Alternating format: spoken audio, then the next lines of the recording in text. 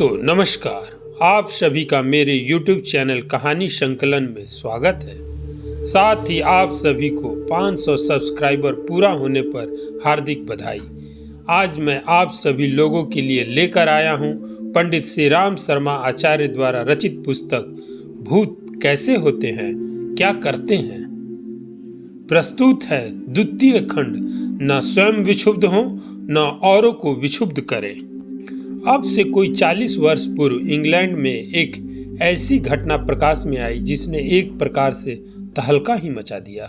Port south road इसर कस्बे के पास गुजरती है। इस घने जंगलों से घिरे हुए क्षेत्र में लगातार ऐसी घटनाएं होने लगी कि कोई मोटर उधर से गुजरती तो बंदूक की गोली की तरह सनसनाती हुई चीज आती और मोटर के शीशे, छत या दरवाजे से टकराकर उसमें छेद कर देती। छेद 1 इंच का इतना साफ, सीधा, गोल और व्यवस्थित होता मानो किसी बहुत होशियार मिस्त्री ने सदी परखी हुई मशीन से किया है। अन्यथा कांच भी किसी चीज की टक्कर से टूट सकता है, उसके टुकड़े बिखर सकते हैं, पर चिकने किनारे वाला सही छेद होना तो सचमुच एक बड़े अचंभे की बात है। घटनाएं लगातार होने लगी। उधर से गुजरने वाली मोटरों को उस दुर्घटना का अक्सर सामना करना पड़ता। मोटर रुकती, आसपास का क्षेत्र खोजा छाना जाता, पर आक्रमण कहां से होता है, कौन करता है, इसका कुछ भी पता न चलता। पुलिस ने भारी माथापच्ची की, पर कुछ पता न चला। गुप्तचर विभाग के स्कॉटलैंड यार्ड ने आहत मोटरों की वैज्ञानिक जांच के लिए प्रस्तुत किया, पर वहां भी सुराग न मिला। इसर कस्बे की नगरपालिका ने तो पुलिस के खिलाफ एक प्रस्ताव ही पास कर डाला कि वह इस क्षेत्र को आतंकित करने वाली इन वारदातों को न रोक पाती है न खोज करती है। पुलिस वाले लाचार थे, कुछ समझ ही काम नहीं करती थी कि किस आधार पर खोज आगे बढ़ाई जाए। कितने ही पत्रकार वस्तु स्थिति पर प्रकाश डालने के लिए उधर पहुंचे। मोटरों पर अदृश्य आक्रमण होने, केवल शीशा टूटने, गोल और सही छेद होने, कोई जनहानि न होने, मोटर के इंजनों को कोई आघात न लगने की बात एक साथ मन बिठाने से ऐसा चित्र बन जाता था जिसका हल सूझ ही न पड़े। सुरक्षा के सारे प्रयत्न बेकार हो गए। घटनाएं रुक नहीं रही थी।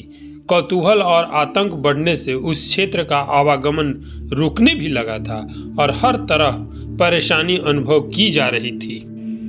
कोई कहते थे कि इस घने जंगल में कोई मृत्यु किरण जैसा परीक्षण हो रहा है और वे किरण छिटक कर ऐसा छेद करती है। इन किंवदंतियों का विज्ञान विभाग ने स्पष्ट खंडन किया।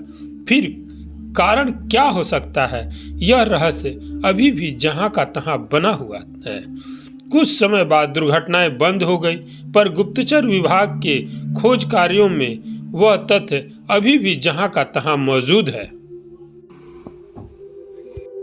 परोक्ष जीवन और अदृश्य जगत पर विश्वास करने वाले इस घटनाक्रम का संबंध 2 भूतकालीन तथ्यों के साथ जोड़ते हैं।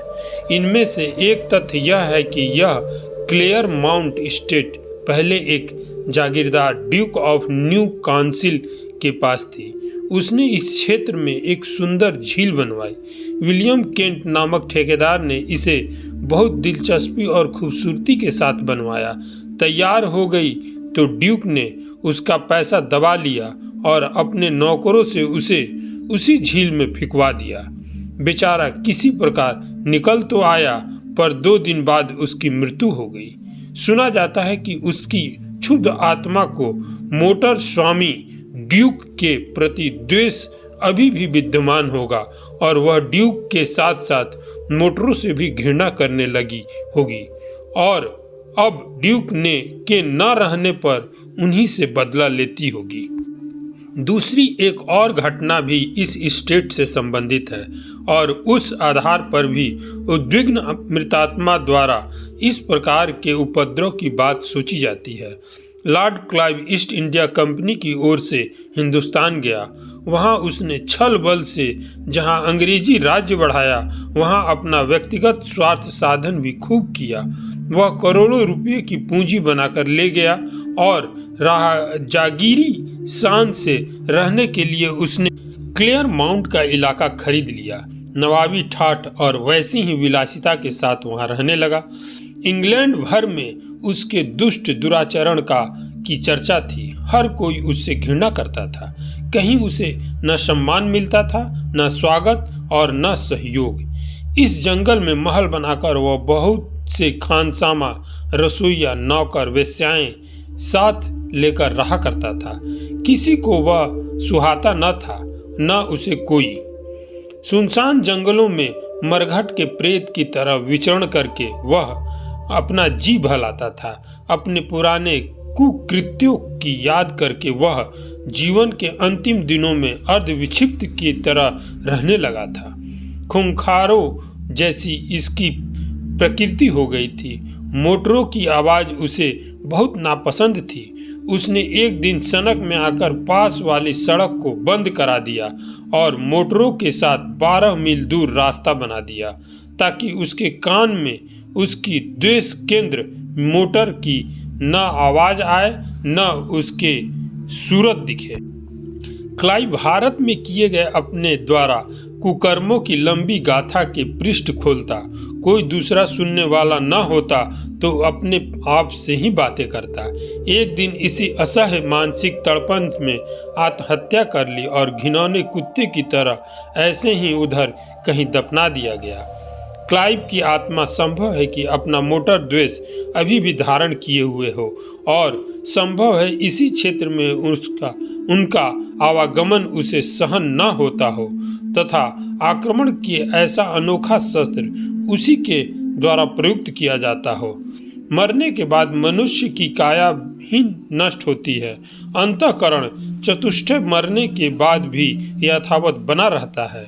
यदि मन आत्मग्लानि, आक्रोश आदि भाव से भरा रहे तो उससे न केवल इस जीवन में भी वह मन स्थिति बहुत अंशों में ज्यों की त्यों बनी रहती है, वरन विश्राम के लिए मिले हुए उस अवकाश में भी प्राणी को चैन नहीं लेने देती। इस तथ्य पर उपरोक्त घटनाओं से प्रकाश पड़ता है।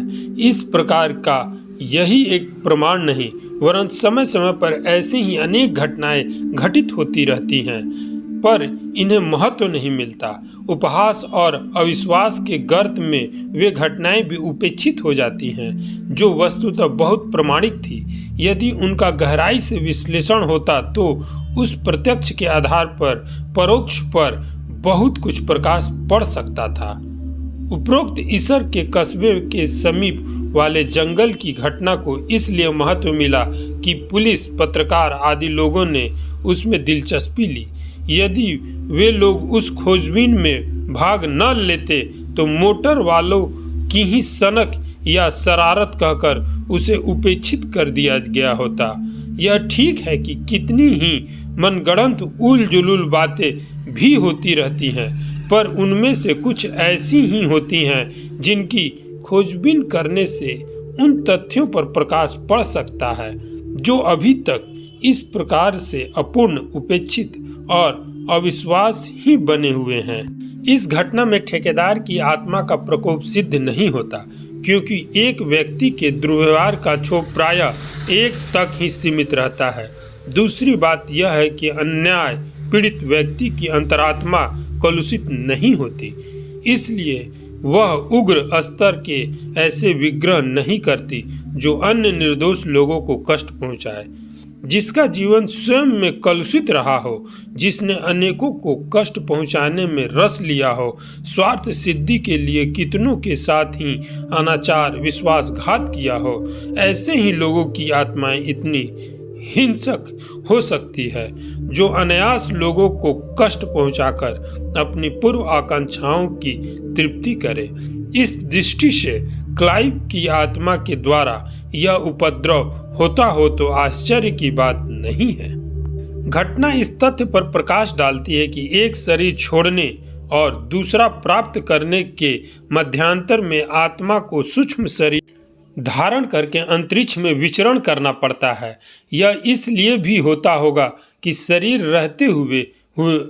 रहते किए हुए दुष्कृत्यों के परिणामों को वह अधिक विस्तार पूर्वक देख समझ सके और भविष्य के लिए उस अवांछनीय नीति की अनुपयुक्तता को स्वीकार कर सके। दूसरा तथ्य यह प्रकट होता है कि सूक्ष्म शरीर बिल्कुल असमर्थ नहीं हो जाता। उसमें न केवल भावनात्मक क्षमता रहती है वरन भौतिक वस्तुओं को प्रभावित करने जैसे सामर्थ्य भी रहती है।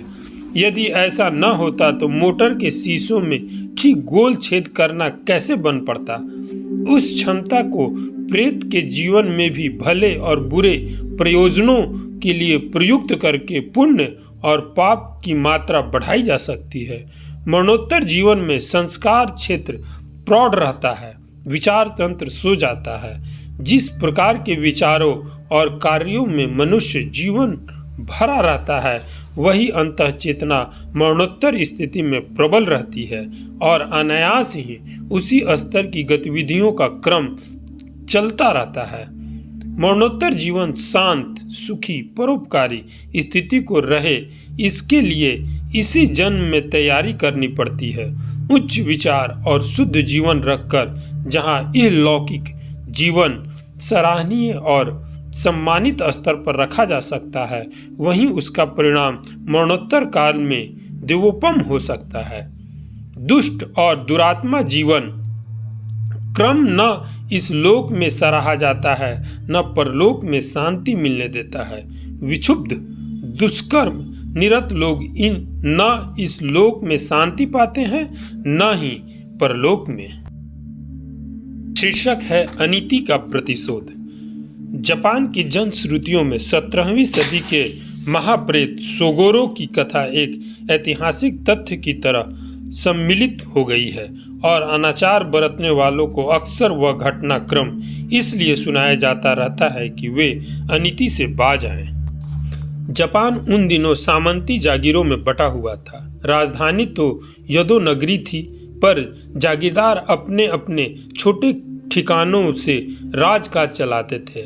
ऐसा ही एक ठिकाना था शिमोसा प्रांत का सकुरागढ़। इसका एक सामंत था कोत्सुके। उसने प्रजा पर अत्यधिक कर लगाए और किसानों पर इतने जुल्म ढाए कि वे त्राही त्राही कर उठे। अंततः 136 गांवों के किसानों ने मिलकर अपना दुखड़ा जागीरदार के कानों तक पहुंचाने का निश्चय किया। वे सोचते थे शायद छोटे कर्मचारी उन्हें सताते हैं, सामंत को बात मालूम पड़ेगी तो वह उनकी पुकार सुनेगा। इस विचार से वे उनके प्रतिनिधि साकुरा चल पड़े। उनका जत्थेदार था 48 वर्षीय सोगोरो। उन लोगों ने एक लंबी अर्जी लिखी और प्रयत्न किया कि उसे जागीरदार को दे। अधिकारियों ने उन्हें भेंट करने की इजाज़त नहीं दी और अर्जी को पढ़कर वापस लौटा दिया। इतने पर भी उन्होंने हिम्मत नहीं छोड़ी और जब सामंत अपने गढ़ में प्रवेश कर रहा था तो उसकी बग्घी रोककर अर्जी हाथ में थमा ही दी। वहां भी उसे रद्द कर दिया गया। अन्य किसानों को तो वापस लौटा दिया गया पर सोगोरो एक सराय में ठहरा ही रहा और उसने जापान सम्राट तक किसानों की दुख गाथा पहुंचाने का निश्चय किया। संयोगवश सम्राट अपने पूर्वजों की समाधि पर पूजा करने के लिए वहां आने वाले थे। कृषक मुखिया ने यह अच्छा अवसर समझा और उस अर्जी का नकल सम्राट का भी रास्ता रोककर उनके हाथ में थमा दी। परिणाम तो कुछ नहीं निकला पर सामंत ने सोगोरो को गिरफ्तार करा लिया। उस पर शासकों के विरुद्ध धृष्टता बरतने और षड्यंत्र करने का मुकदमा चलाया गया। दंड में न केवल उसे वरन उसके सारे परिवार को कत्ल कर देने का आदेश सुनाया गया। जन समूह की उपस्थिति में 48 वर्षीय सोगोरो, उसकी 38 वर्षीय पत्नी मिन, 13 वर्षीय पुत्र जिन्नोसुके, 10 वर्षीय पुत्र सोहोये, 7 वर्षीय पुत्र कीहावी का सिर धड़ से उड़ा दिया गया। दर्शक कलेजा थाम कर इस कुकृत्य को देखते रह गए। लाशें दफना दी गई, पर वातावरण में न जाने कैसा भयंकर उभार आया कि सर्वत्र एक आग और घुटन अनुभव की जाने लगी। शासकों को विचित्र भयानकता ने घेर लिया। तीसरे ही दिन सुधार घोषणाएं हुई, किसानों पर अत्याचार की जांच आरंभ हुई और साकुरागढ़ के समस्त सलाहकार, 4 जिलों के शासनाध्यक्ष, 22 अफसर, 7 न्यायाधीश, 3 लेखा परीक्षक बर्खास्त कर दिए गए और किसानों पर से समस्त बढ़े हुए कर तथा लगे हुए प्रतिबंध उठा लिए गए। ऐसा विचित्र परिवर्तन कैसे हुआ? सामंत यकायक कैसे बदल गया? यह सब आश्चर्य का विषय था, पर जानने वाले कहते थे सोगोरों का प्रेत इस बुरी तरह राज्य परिवार के पीछे पड़ा कि वह उन्हें किसी प्रकार अपनी खैर दिखाई न पड़ती। सामंत कोत्सुके, नोसुके और उनकी पत्नी सोते जागते भयंकर प्रेत छाया को अपने चारों ओर अट्टहास करते हुए देखते और अनुभव करते, उन्हें अब तो मृत्यु का ग्रास बनना ही पड़ेगा। नंगी तलवार का पहरा बिठाया गया, ओझा तांत्रिक बुलाए गए, पर किसी से कुछ रोकथाम न हुई। सामंत की पत्नी बीमार पड़ी और चरपाई पर से उसकी लाश ही उठी। वह स्वयं विक्षिप्त सा रहने लगा। एक अवसर पर राजधानी याहिसी के सभी सामंत सम्राट को वार्षिक भेंट देने के लिए उपस्थित हुए थे। इनमें से साकेई के साथ कोत्सुके की झड़प हो गई। उसने आव गिना न ताव झट तलवार चला दी और उसकी हत्या कर दी। इसके बाद वह जान बचाकर भागा और अपनी गढ़ी में आ छिपा। सम्राट ने 5000 सैनिक भेजकर उसकी गढ़ी पर कब्जा कर लिया और कबूतर पकड़ने जैसे जाल में बंधवाकर राजधानी बुलाया, जहां उसका सिर उसी तरह उड़ाया गया जैसा कि सोगोरों का उड़ाया गया था। अनीतिपूर्वक सताने वालों को इस घटनाक्रम को सुनाकर यह शिक्षा दी जाती है कि दुर्बल को सताने वाला यह न समझे कि वह सर्वसमर्थ है। अन्याय के प्रति विद्रोह की आग इतनी प्रचंड होती है कि प्रेत बनकर भी प्रतिशोध ले सकती है और अत्याचारी को उसके कुकृत्य का मजा चखा सकती है।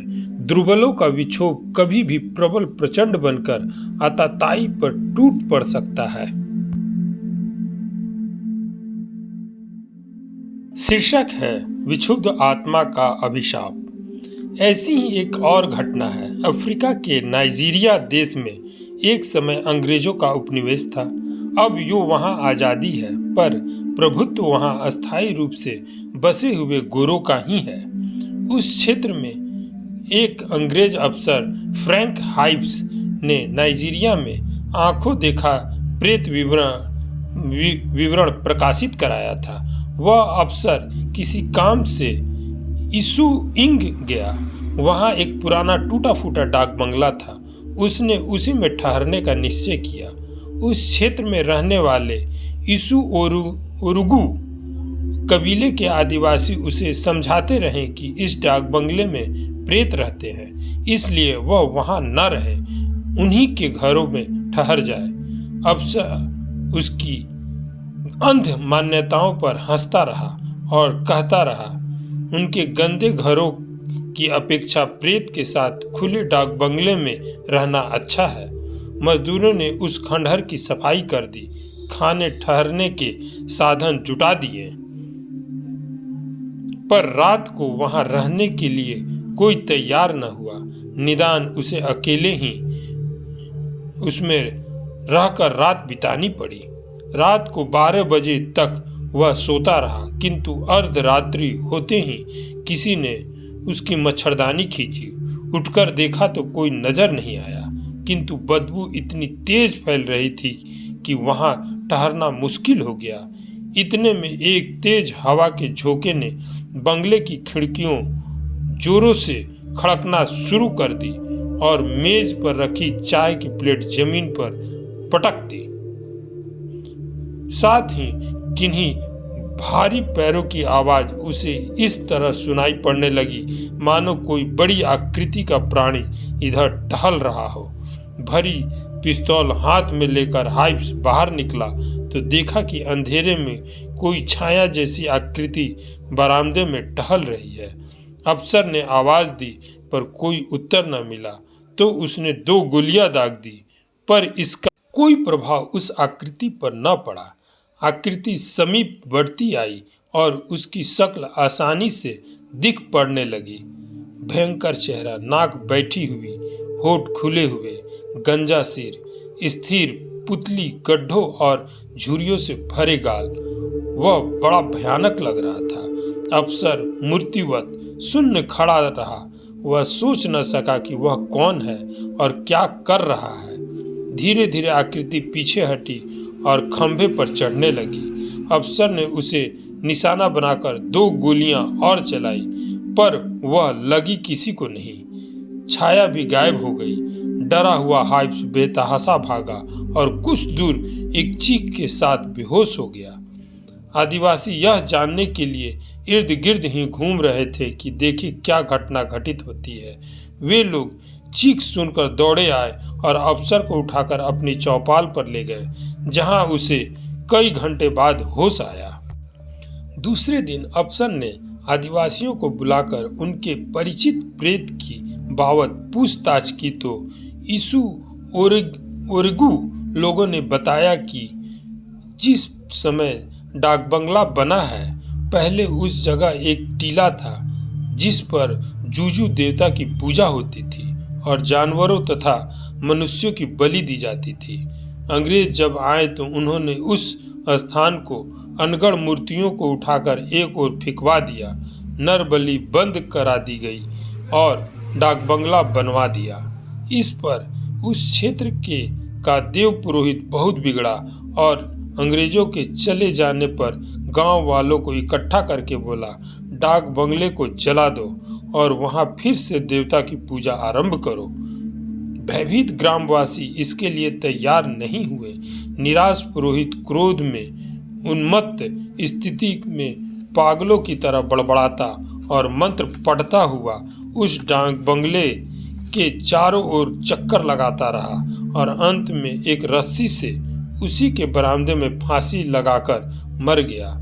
तब से अब तक उसी पुरोहित का प्रेत डाक बंगले में रहता है।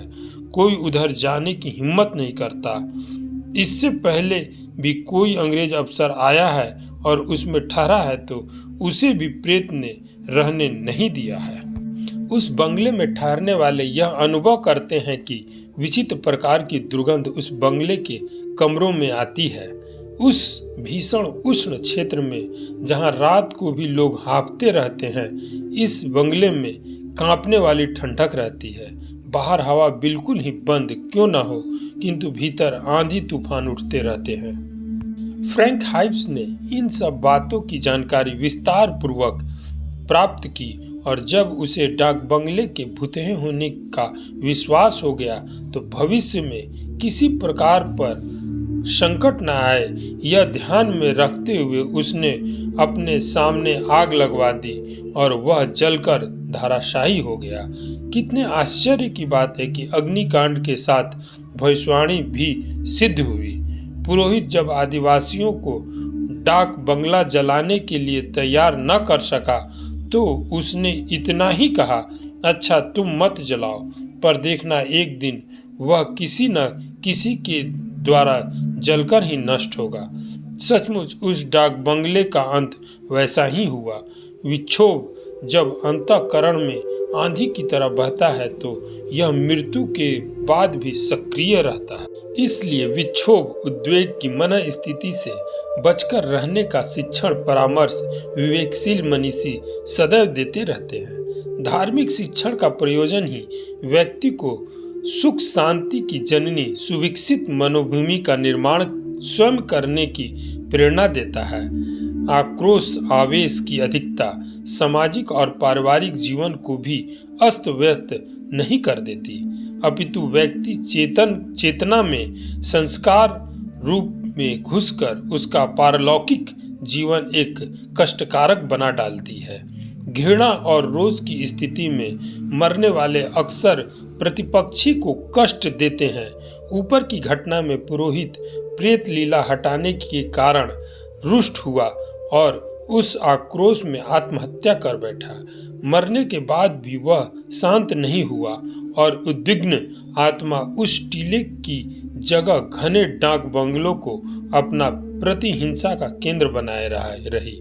ऐसी ही विक्षुब्ध प्रेतों का वर्णन लंदन के प्रसिद्ध टावर के संदर्भ में आता है। सन 1864 की ठंड की रात्रि की एक घटना है। राजा की शाही राइफल कॉर्प्स का एक संतरी विलियम पहरा दे रहा था। उसने टावर के बंद दरवाजों के मध्य से धुंधलके के मध्य एक सफेद आकृति को अपनी ओर आते देखा। उसने चेतावनी दी, हॉल्ट। 2 बार दोहराने पर भी वह रुकी नहीं और उसकी राइफल का बेयोनेट उस छाया के मध्य से निकल गया। यही विलियम बेहोश हो गया। जहां वह गिरा यह वही स्थान था जहां रानी एने बोलेन को हेनरी 7 के समय में फांसी दी गई थी। कुछ दिनों बाद उस पहरेदार की मृत्यु हो गई। हेनरी 8 भी उसी महल में रहे थे एवं यही पास में उन्हें दफनाया गया था। उनकी भयंकर आकृति अक्सर टावर में वहां के अधिकारियों ने घूमती देखी। इस समय 30 लाख पर्यटक हर वर्ष इस ऐतिहासिक टावर को देखने आते हैं। सन 1078 ईस्वी में से कई राजाओं व उनके परिवार का इतिहास इसी टावर से जुड़ा है। राजगद्दी के झड़पों में इनमें से कई ने हत्याएं की और कुछ ने आत्महत्या। इन सभी के प्रेत यदा कदा किसी न किसी ने वहां देखे ही हैं। इन प्रेतों की शांति हेतु एक पादरी ने सन 1854 में एक ईसाई कर्मकांड भी किया, जिसके बाद घटनाओं में कुछ कमी तो आई पर सिलसिला अभी जारी है। भारतीय दर्शन की इन मान्यता के समर्थन में ऐसी अनगिनत घटनाएं हैं जो स्पष्ट करती है कि मनुष्य को इस जीवन में अपने आप को आकांक्षाओं वासनाओं के अतिरेकी आवेग से मुक्त करने का प्रयत्न करना ही चाहिए, अन्यथा मरणोत्तर अवधि में भी ये कुसंस्कार और कुप्रवृत्तियां जीवन को भारभूत निरानंद बनाए रखेंगी तथा व्यर्थ के भटकाव का कारण बनेगी। सुन रहे थे पंडित श्री राम शर्मा आचार्य द्वारा रचित भूत कैसे होते हैं क्या करते हैं का द्वितीय खंड। न स्वयं विक्षुब्ध हो न औरों को विक्षुब्ध करें। जल्द ही मैं तृतीय खंड अत्यधिक मोह के कष्टकर परिणाम के साथ आप सभी के सामने उपस्थित होऊंगा। तब तक के लिए नमस्कार। यह कहानी आप सभी को अच्छी लगे तो इस चैनल को लाइक शेयर और सब्सक्राइब जरूर करें।